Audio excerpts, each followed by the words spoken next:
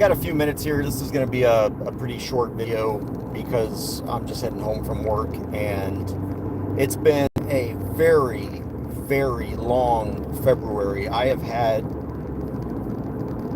hundreds of miles, probably even thousands of miles put on my car just in the past month, taking cases all over the state. And so I say this out of experience throughout the state of Texas, not based on experience in one jurisdiction within Texas.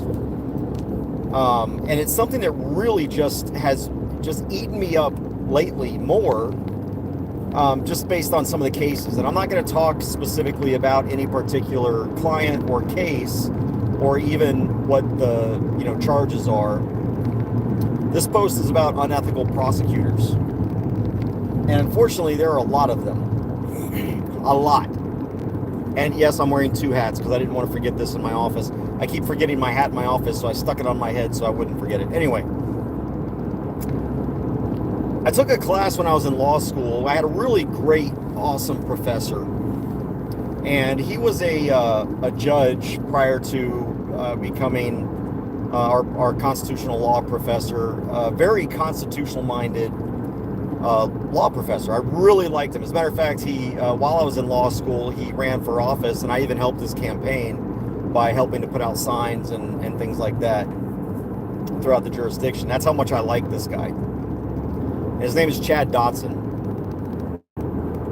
And so he had a class called the Prosecution Project. And I knew I was never going to be a prosecutor. I don't have any desire to be a prosecutor. But I also wanted to understand that side of the legal profession, because I was going to be dealing with prosecutors every day.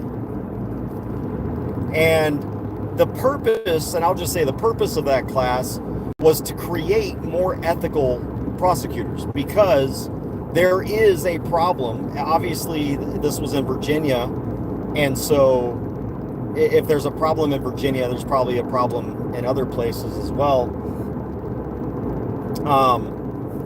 But a prosecutor is a prosecutor no matter what state you're in. It's just, the laws might be a little bit different. And so I really learned a lot from that, because the class really centered on the things that prosecutors do wrong, the mistakes they make, both intentional and accidental, either through incompetence or intent, or just ignorance. And so I really learned a lot, and I really think a lot of these prosecutors here in Texas should probably head over to Virginia and take this class themselves, because here's what I see. When I went to law school, one of the reasons I went was because it's so hard to find a trial attorney. Trial attorneys for defendants are very few and far between. You got a lot of criminal defense attorneys and public defenders, but you don't have a lot of trial attorneys. And these are attorneys that understand how to put together a case, how to argue evidence, how to interview and cross-examine witnesses, etc. The majority of defense attorneys, well, heck, even prosecutors, are plea attorneys.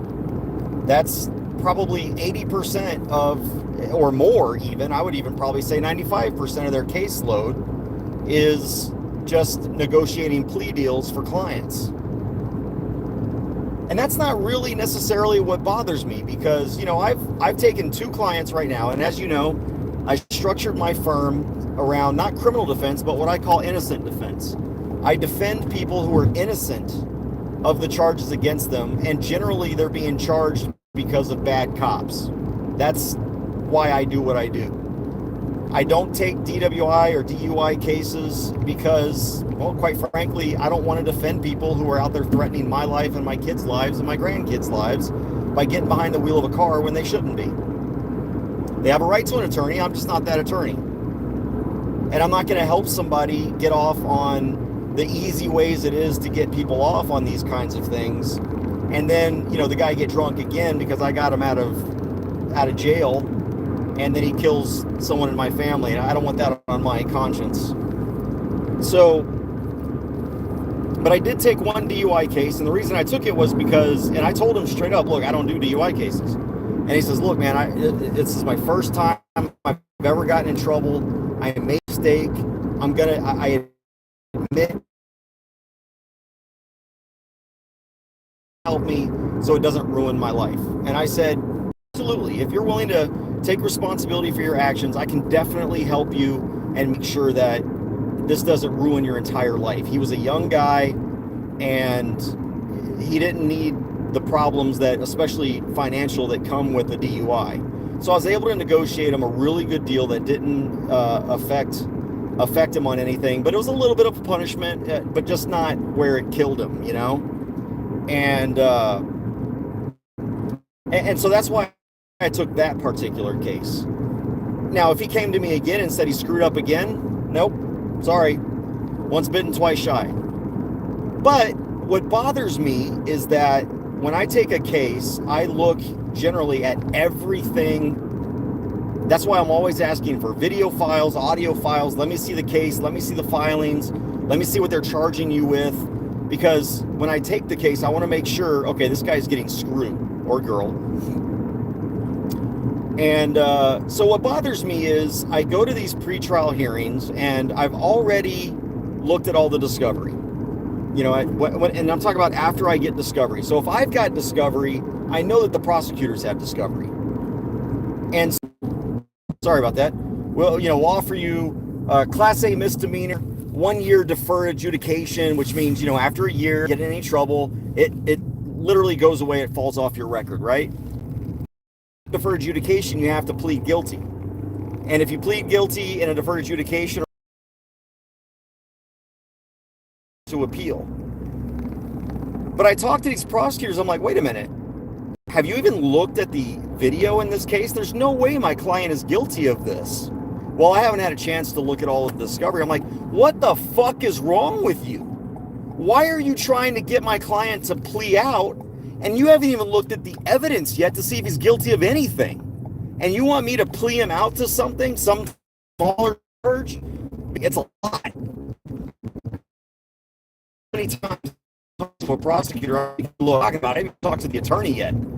And I go to the prosecutor, I'm like, yeah, this just needs to be dismissed. Well, I haven't really looked into it yet. I haven't had a chance to look into the case. But wait, they're talking to me about plea offers. What do you mean you haven't looked at the case? How can you ethically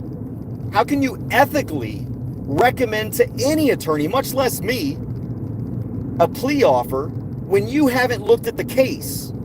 And I get that prosecutors are incredibly busy because the police arrest you for everything and anything under the sun.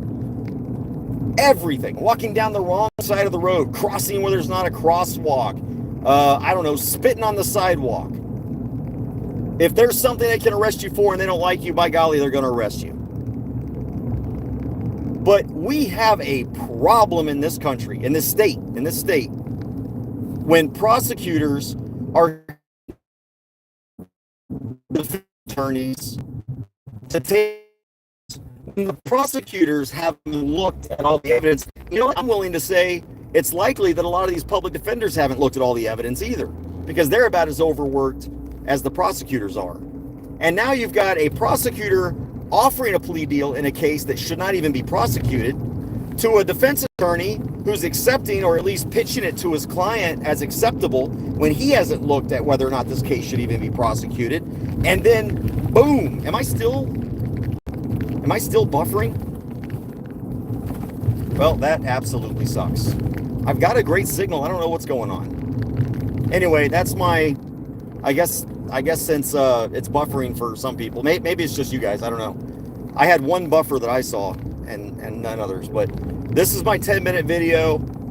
It's incredibly frustrating. We need some kind of legislation, I think. I don't know how to solve this problem other than tell them to go and take Chad Dotson's prosecution project course so that you can be more ethical out there, prosecutors and defense attorneys. And I say defense attorneys because, you know, for example, I've got one case where they're trying to give me a plea deal, and I'm like, well, I can't pitch this to my client yet because I don't have all the evidence. I want to see that officer's body cam and that officer's body cam because for some odd reason, the ones that were interacting with my client, I didn't get those body cams. I got the other body cams, and I got the dash cam that has no sound on it, where I can see them talking to my client. Why don't I have their body cams? And until then, I'm not going to even offer my client a plea deal, because ethically I cannot do that. I can't tell my client to plead to something he didn't do. That's perjury.